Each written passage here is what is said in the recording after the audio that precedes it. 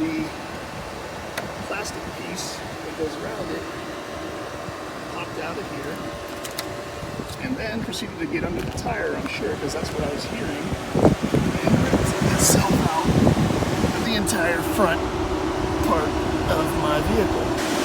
So now, I've got to figure out a way to get about another 40 miles to somewhere where I can still get this on. But the problem is, this piece runs all the way up and over and down to the back of the tire.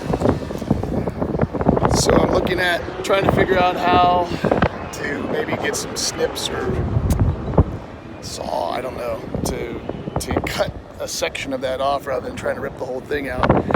But it's 104 degrees out here in the desert. As you can see, I'm just off of I-10 here, between Indio and Blythe, on the border of California and Arizona.